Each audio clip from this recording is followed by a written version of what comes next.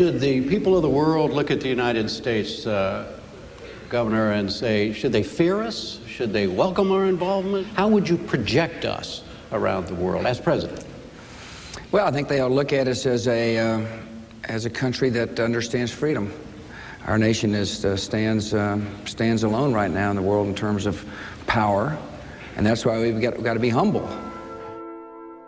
George W. Bush came into office pushing a modest foreign policy. But that was before 9/11, and before an initially popular war in Afghanistan, and a much more divisive one in Iraq brought historic highs in military spending and a huge shift in tone. We will direct every resource at our command, every means of diplomacy, every tool of intelligence, every instrument of law enforcement, every financial influence, and every necessary weapon of war.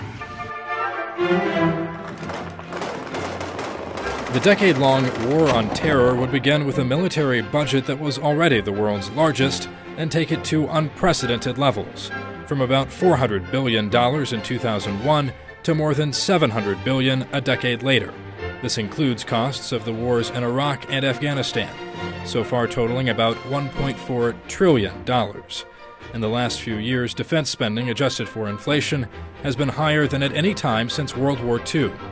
Today, the U.S. is finally withdrawing from its two long wars in the Middle East, but there's little reason to expect major cutbacks at the Pentagon.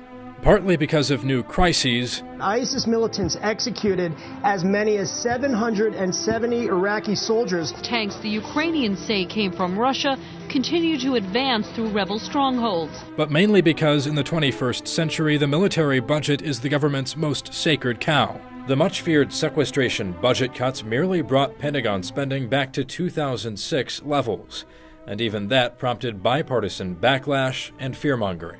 Is going to be a death blow to the United States military. No one in their right mind would let it happen. So for the foreseeable future, the climb continues for America's military budget, larger than at any time during the Cold War, larger than the next 9 nations combined, and growing.